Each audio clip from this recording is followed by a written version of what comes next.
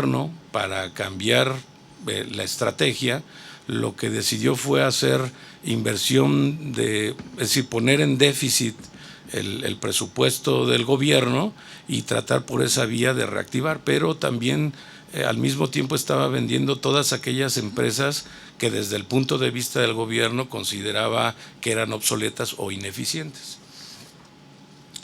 Esto, sí, muchas gracias. Aquí yo ayer estaba revisando o antier, por último, los últimos detalles de la presentación y me llamaba la atención un dato que ahora estaba comentando en la sesión póster. En la gráfica de abajo, bueno, en la gráfica de arriba está cómo se ha modificado el valor añadido del Producto Interno Bruto y sobresalen los servicios. Yo en el trabajo mantenía la tesis que necesitaban los hacedores de política adecuar en este nuevo cambio de modelo la composición, digamos, de cómo van haciendo el aporte a esos sectores por la siguiente razón. En la gráfica de hasta arriba está la población total, abajo está la PEA y debajo, según los datos que yo tomé, que están tomados del Banco Mundial, hay una tasa de desempleo alrededor del 4%, no sobrepasa el 5%. De tal suerte que en lo personal no me cuadran los números, es decir, hay 500 millones de personas que es la población económicamente activa y hay 700 millones de personas que están en condiciones que no se sabe, bueno, están en el trabajo, en el censo del 2011 se plantea quiénes son las personas, es decir, quién está buscando trabajo, quiénes son empleados, quiénes son desempleados, pero lo que me llama la atención es que esa tasa de desempleo incluso en las estadísticas no aparece y me parece que son muy poquita proporción, 20 millones, 17 millones de personas para el tamaño de población que son las que están desempleadas. La verdad es que toda esa brecha que hay entre los 500 millones aproximadamente para el 1.200.000 son gente que está virtualmente estancada en las zonas rurales. Y por esa razón yo decía, o a manera de conclusiones, que era posible sugerir que la India se convierte en una economía de mercado abierto en los últimos 20 años y cambia la senda de crecimiento y se inserta en la economía global como un actor relevante. Liberalización económica, desregulación, privatización de empresas estatales y reducción de controles a comercio e inversión extranjera, a comienzos de los 80 se consolidan en el año 91. Y es probable que estas medidas ayuden a acelerar este crecimiento, pero contrasta, digamos, porque en general los programas de ajuste que implementa el Fondo Monetario Internacional hacen que caiga la actividad, o al menos los países a los que ha prestado, hace que caiga la actividad económica en general. En India, sin embargo, ocurrió lo contrario. Pero al evaluar la capacidad del modelo de crecimiento para generar desarrollo inclusivo y sostenible, yo no puedo ser optimista, y eso es lo que planteo acá, porque a pesar del enorme crecimiento medido por ese PIB que está al 7%, hay 400 millones de personas que viven en la pobreza y yo no sé si efectivamente este modelo las ayudará a salir de esa pobreza. Y eso es todo lo que traigo para ustedes.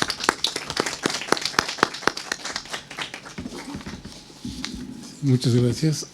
Pasamos ahora entonces con la presentación de Enrique Mendoza y el trabajo Asociaciones Público-Privadas en la India y México.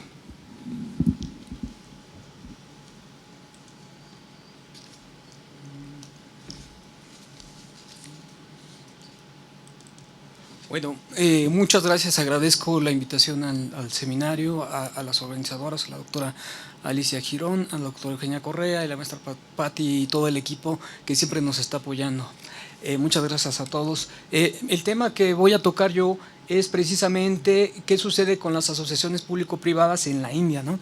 Y entonces retomo un poco lo que nos comentaba Jesús Sosa acerca de cuál es la dinámica que tiene la India, ¿no? Él comenta, bueno, es una economía que se centra más en los servicios que la industria. digamos, que tiene un gran porcentaje de su población trabajando en la agricultura y donde pues es digamos, relevante dentro de la estrategia económica hindú precisamente el crecimiento de la infraestructura. Entonces lo que quiero plasmar aquí es básicamente el caso de India, hacer algunos comentarios generales de México, pero sobre todo me centro en esta exposición sobre lo que sucede en la India. Bueno, esas son las partes que consta la misma, ¿no? Empezamos. Primero, lo que les traigo aquí son unas definiciones básicas de este concepto APP que, digamos, se utilizan en todo el mundo y que, bueno, se trata más que nada de una marca ideológica, digamos, una especie de marca. Este concepto de APP, digamos, lo podemos entender como una cooperación sostenible entre actores públicos y privados, en que son desarrollados productos y servicios conjuntos y en el cual los riesgos, costos y ganancias son compartidos. Entonces, digamos, es un concepto que se construye más desde un punto de vista práctico que desde un punto de vista científico.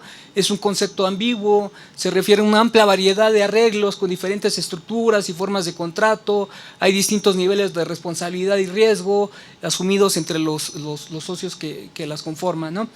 Y bueno, como les decía, detrás de este concepto pues ha servido a lo largo del mundo como una especie de marca que trata de asumir que hay eficiencia en la participación privada, digamos, en este tipo de negocios. Bueno, en la India, por ejemplo, de todos estos, digamos, arreglos, lo que predomina es precisamente el arreglo que es operar, construir y transferir. Este tipo de arreglo es el 76% de los proyectos que se realizan por medio de APPs en la India, y el principal mecanismo o esquema de operación de estas APPs es el Project Finance. Y aquí lo que vemos es que se establece un vehículo especial de depósito que emite bonos de titulización. Otro aspecto importante son que se trata de proyectos altamente apalancados, donde entre el 50 y 100% de los fondos provienen de entidades financieras en forma de deuda. Los flujos de caja sirven como garantías para los prestamistas, requieren contratos complejos y son sometidos a asesores independientes. Tienen muchos riesgos, en esta parte me voy rápido, de construcción, de operación, mantenimiento, desempeño, valor residual, riesgos financieros, y ante ellos, bueno, se utilizan toda una serie de garantías, ¿no? Entonces, lo que vemos aquí es que a través de estos proyectos pues se van generando una serie de ganancias y, por ejemplo, para hacer frente a las cuestiones de riesgo financiero, pues se utilizan las garantías de préstamos, la indexación de tarifas, la provisión de ofertas de divisas por parte del gobierno. Para los riesgos de construcción, pues es la selección del contratista del proyecto entre los patrocinadores del proyecto. El riesgo operativo y de rendimiento pues son garantías de los contratistas y proveedores. Los riesgos políticos se utilizan garantías de riesgo soberano y etcétera, etcétera, ¿no? Bueno, entonces lo que vemos al final de cuentas es que estas APP lo que están generando son nuevas fuentes de ganancia en las empresas de consultoría que asesoran a los gobiernos, el financiamiento, la emisión de títulos, la construcción y la operación de los proyectos, en la calificación de las emisiones, en la prevención de riesgos y en la ganancia política que hay para los gobiernos que las promueven, ¿no? Entonces tenemos que entender las APPs dentro de la lógica de las empresas transnacionales y dentro de los intereses de las altas finanzas. Y bueno, hay todo un debate que hay alrededor de las APPs que lo voy a pasar rápido. Simplemente hay que aclarar aquí que en las APPs pues no alivian restricciones financieras presupuestales como se cree. ¿Por qué? Porque lo que se deja de percibir por el servicio que se concede, pues al final de cuentas queda como colateral de las emisiones de títulos privados por los desarrolladores de los proyectos. Entonces, la justificación de las APPs son las ganancias de eficiencia. Detrás de estas ganancias de eficiencia, pues está el enfoque, digamos, de la administración pública, que ponen énfasis en la nueva gerencia pública, o también una serie, digamos, de desarrollos que partiendo desde la escuela neoclásica hacen una crítica a la participación del Estado en en la economía, y bueno, ahí hay todo un debate tremendo, pero que básicamente parten del axioma que el sector privado con su participación es más eficiente que cualquier cosa que pueda hacer el gobierno, ¿no? Y ya pasando a la parte de la India y aterrizando esto, pues vamos a ver que tienen una experiencia todavía aún mayor que México en la realización de proyectos APP, que va a haber tanto proyectos exitosos como fallidos. Aquí pongo algunos ejemplos, como las franquicias de distribución de electricidad, como los proyectos de digamos, de desarrollo de alcantarillas, los proyectos de terminales de autobuses entre ciudades, como ejemplos de proyectos exitosos, proyectos fallidos, como, digamos, el desarrollo de autopistas de peaje, de contenedores, de terminales de contenedores, de puertos, etcétera, etcétera. Y bueno, simplemente para tratar de aterrizar un poco en cosas concretas, vamos a poner este ejemplo que es el modelo, perdón, la pronunciación Birraju 4P de agua potable, que se pone como un proyecto de éxito en la India, donde los gobiernos locales se involucran en esta asociación. La contribución del gobierno es proveer tierra libre, el permiso para sacar agua cruda, la conexión de agua subvencionada y otras aprobaciones regulatorias. Y la Fundación Birraju lo que hace es que se lleva alrededor del 50% del costo de los equipos para el tratamiento de agua. Estos proyectos cubren en la India 185 aldeas de 6 distritos del estado de Andhra Pradesh, y ya tienen 800,000 personas. Entonces existe un comité de desarrollo rural donde hay voluntarios que representan a la comunidad y supervisan las actividades del proyecto. Lo que vemos aquí es que, bueno, según lo que investigué, pues el costo por litro es de 20 a 30 paisé por litro, ¿no? Que el paisé es una centésima parte de la rupia, ¿no? Y bueno, una botella de agua pues cuesta 20 rupias en el mercado normal. Entonces pues, se justifica que dentro del discurso y dentro del paper donde analicé este caso, bueno, lo que dicen es que se garantiza la sostenibilidad por medio del cobro de tasas por las operaciones y mantenimiento del proyecto, ¿no? Entonces, los órganos locales poseen poderes financieros limitados para elevar los recursos a través de impuestos y otros medios. Pues simplemente es un poco como aterrizar, digamos, en un proyecto, en este proyecto del agua, lo que son las APPs en la India, ¿no? Simplemente ver cómo están involucrados tanto la participación del gobierno, realizando una serie de garantías para el negocio, y cómo se involucran recursos públicos. Y vamos a ver que en la India hay distintos niveles de inversión en proyectos, y bueno, que va desde la más costosa, que es el metro de Hyderabad, y del metro de Mumbai, ¿no? Perdón.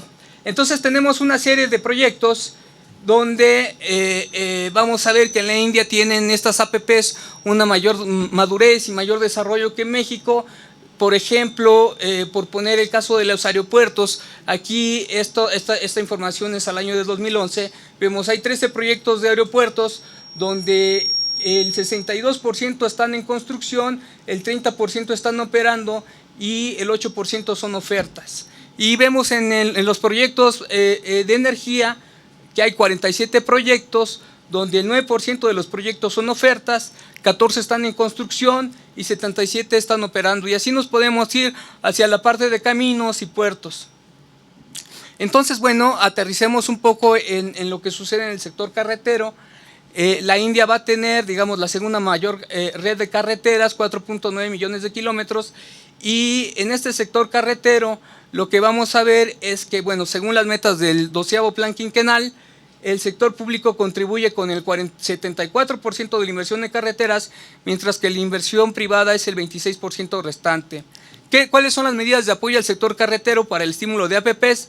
Pues que se permite el 100% de inversión extranjera directa en estos esquemas, que se les permite a las instituciones financieras recaudar dinero a través de bonos libres de impuestos, que el gobierno de la India planea establecer una autoridad regulatoria para abordar cuestiones financieras, el riesgo de construcción y gestión del sector, que va a haber exención de impuestos al 100% en los proyectos durante los primeros 5 años y de 30% de alivio en los próximos 5 años, y va a haber la creación de un fondo central para carreteras. Bueno, entonces, la inversión privada está creciendo de manera bastante importante para el desarrollo de carreteras. Creció 40% en el último plan quinquenal con relación al 11º. En la India, digamos, se han completado 100 proyectos APPs y 165 están en curso a partir de marzo de 2014. Y bueno, hay una inversión para los próximos 5 años que se espera que sea $31 millones para carreteras nacionales. Otro caso que voy a pasar muy rápido es el de aeropuertos. Y en el aeropuertos también hay una serie de incentivos fiscales para promover la construcción por medio de APPs. Aquí lo que vamos a tener en el sector de aeropuerto pues son básicamente las mismas medidas que vimos en el caso anterior para el sector carretero, donde se permite el 100% de la inversión extranjera directa para los proyectos que empiezan desde el diseño hasta la operación, y la exención del impuesto al 100% para los proyectos aeroportuarios durante un periodo de 10 años. Entonces hay una serie de incentivos, ¿no?, como la asignación de tierras, como incentivos en el mantenimiento de aeronaves, reparación y revisión de instalaciones. Y entonces para terminar esta parte de aeropuertos es que el 60% del tráfico de los aeropuertos opera bajo el modelo APP en la India, mientras que el 40% restante es administrado por las autoridades de aeropuertos de la misma, ¿no? Bueno, simplemente con estos dos sectores lo que podemos ver es el amplio apoyo gubernamental a la implementación de esquemas APP. ¿Cómo se realiza este apoyo? Se realizan garantías, como ya dijimos, en el crédito, la tasa de retorno, los ingresos, en la disposición de agua y oferta de combustibles. En el caso de la India también vemos el apoyo por medio del financiamiento directo y cubriendo la brecha de viabilidad en la parte de participación en las acciones, o también en el derecho de vía y de tierras. Lo mismo sucede en la estructura tarifaria. Ahí se apoyan a los proyectos por medio del ajuste de las cuotas de peaje, por ejemplo, en función del índice de precios al consumidor, por medio del incremento de la tarifa anual, un incremento anual de la tarifa que se da, por medio de apoyo en función del volumen de pasajeros y del rendimiento que da el proyecto. Y aquí nos acordamos un poco de lo que sucede, por ejemplo, en las carreteras en México, en el Estado de México, donde cuando tienen problemas los proyectos, pues lo que se hace es expandir la concesión. Bueno, simplemente tenemos aquí la distribución geográfica de los proyectos APP. Vemos aquí lo que es digamos, la intensidad APP por persona en los 32 estados de la India, y vemos que los principales estados con mayor porcentaje de inversiones APP, uno es Gujarat, que es el número 1, Haryana, que es el número 2, donde está Nueva Delhi, Sikkim, Kerala y Andhra Pradesh, ¿no? Entonces aquí tenemos digamos, habría que cruzar esa información un poco y profundizar más dónde están, digamos, desarrolladas las principales industrias y los servicios, ¿no?, para poder ponderar este mapa. Y bueno, para cerrar, dentro de la estrategia económica de la India, ¿qué papel juegan las APPs?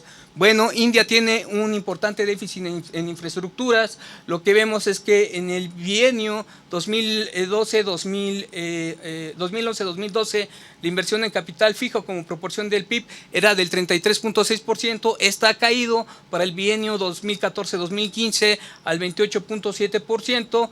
El gobierno central de la India, digamos, tiene un fuerte impulso con estos esquemas, y lo que vamos a ver es que crece, al igual que en México. Si ustedes observan lo que es el Plan Nacional de Desarrollo, van a ver que se estima que haya en el Plan Nacional de Desarrollo de México una mayor participación privada en el desarrollo de infraestructura. Lo mismo en la India, donde vemos que en el 10º plan pues tenían un objetivo de 20% de inversión privada en proyectos de infraestructura, y esta inversión va a crecer a 30% en el plan 11 y 50% en el 12º plan quinquenal, ¿no?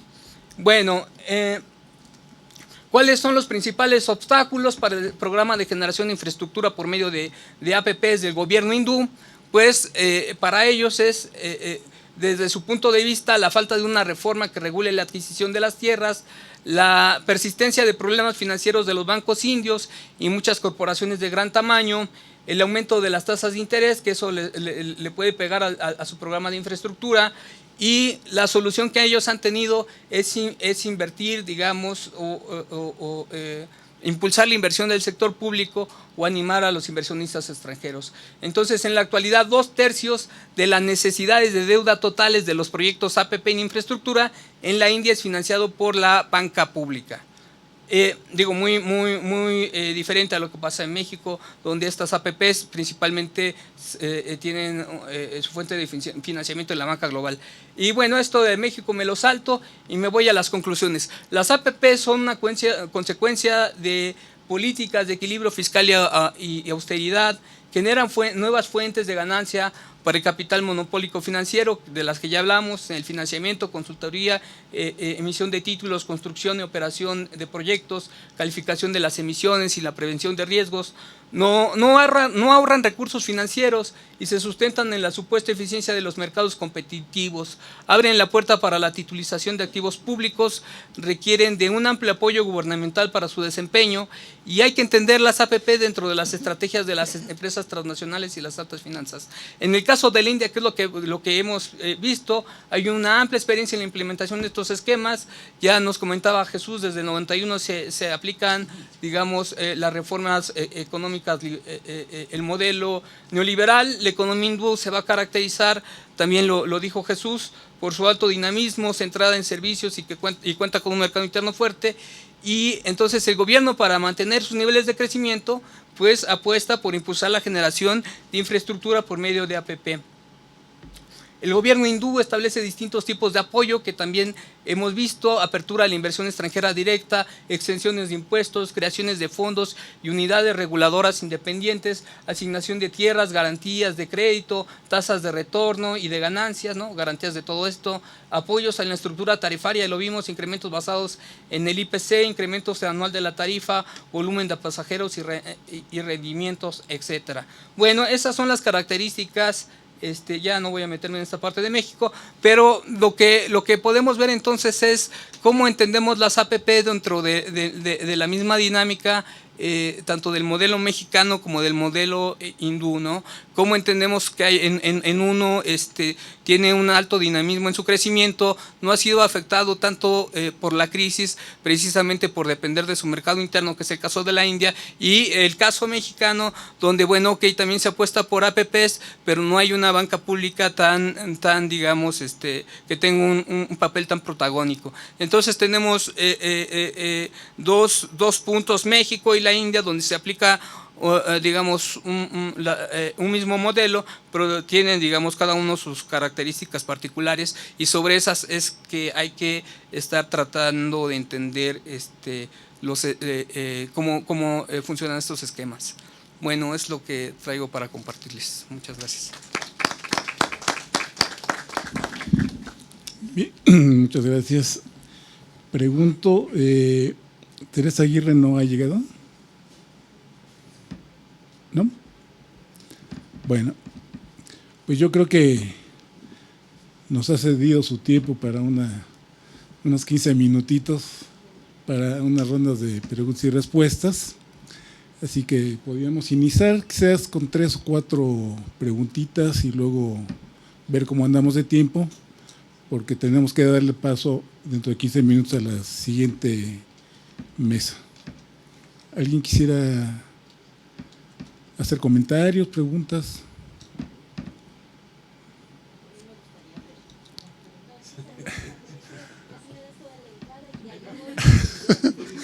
A ver, José.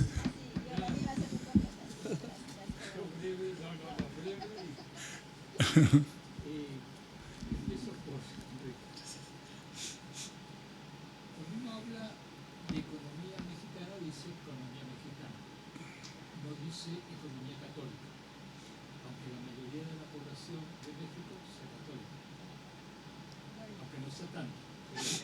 Estadísticamente Casi todo. digamos significativa, sin cuantificar. En la India la mayoría de la población es hindú, pero hay otra parte de la población que no es hindú. Entonces, si decimos economía mexicana, digamos economía india. India, sí. No por sus religiones, aunque sean mayoritarias, no me importa. Perdón, Enrique, pero varias veces... Sí, cometí el resbalón. A mí me parece bien relevante el tema que tú planteas de producción privada pública. Y yo tengo una sugerencia, no sé si estás trabajando más en esa línea. ¿Por qué no comparas la experiencia mexicana, lo que no nos dijiste, pero que intuimos, y la experiencia india con experiencias más antiguas de asociación público-privada, por ejemplo, en Europa, donde ya hay mucha jurisprudencia al respecto. Y no solo estudios regionales, la India por años era Kerala, el modelo Kerala, maravilloso, todo genial, pero es una pulpita, dicho con todo cuidado. O experiencias de asociación público-privada regional, ¿verdad? Citaste el caso de los huertos. Por ahí hay toda una línea que te permitiría tomar más distancia de tu objeto de estudio. Porque si no, me dio la impresión, simplemente la impresión, de que tú estás cautivo de una dinámica y te has dejado, o sin querer, te ha llevado. Y siempre es bueno que el investigador sea el que tome distancia de su objeto de estudio. ¿Y por qué además? Porque yo soy gritón, bueno, de cualquier manera, siempre es mejor así. Porque además en los últimos años, y no es casualidad, de los organismos multilaterales, de lo más que se está hablando es de infraestructura. En México, en la India y en el planeta Tierra y alrededores. Entonces, y tu trabajo se inscribe dentro de un ámbito que lo amplificadamente lo abarca, que son infraestructuras. Si usted quiere crecer, invierte en infraestructura. Y esto con capital extranjero. Si usted quiere modernizarse, infraestructura. Entonces, cuidado. Equidad de género e infraestructura también. Todo es infraestructura. Digo, cuidado. Porque ahí hay todo un proyecto de infraestructura desde el Banco Mundial, desde el Fondo Monetario, etcétera, etcétera, etcétera. Ojo, y en América Latina es escandaloso. Uno puede hacer un seguimiento, yo lo hago, solo tomando el BID. Yo todos los días recibo del Banco Interamericano de Desarrollo, con sede en Washington, su información para infraestructuras en América Latina. Y es impresionante. Entonces, cuidado, que mucho más relevante que la asociación público-privada, o con toda su relevancia, es el tema de infraestructura. Que hay que, de una vez y por todas, formar equipos de investigación y análisis comparativo sin perder la visión global que hay al respecto. Y la experiencia en países como Europa, en los países atrasados de desarrollo capitalista tardío tipo Portugal, España, que es lo que te proporciona elementos para medirlo. Y sobre todo aeropuertos, y puertos, y ferrocarriles, etcétera, etcétera. Digo, no me extiendo, pero el tema da... No, dejo ahí, perdón, porque además es una sola para Jesús. Digo, brevemente, Bernardo, 10 segundos. No, porque los que hablaron son ellos, no yo. Y además aquí la doctora Girón. Eso es lo más. Yo por eso no quiero hablar y cuando hablo me olvido del... No, Jesús, tú hablaste en un momento, India, las políticas socialistas, por la etapa socialista. Ojo con eso. India nunca tuvo política socialista. Tuvo política, yo sé que hay bibliografía que habla de socialismo y que le llaman socialismo a cualquier cosa, inclusive a lo de la Unión Soviética. Esto va como maldad. Si quieres, la retiro la maldad. Y retiro la maldad. Perdón a todos los que se sientan implicados en mi maldad. La retiro. Pero la dije ya está. Pero, ¿por qué? Porque la India fue uno de los países claves de los no alineados. No nos olvidemos. Y ahí había políticas de distanciamiento con la Unión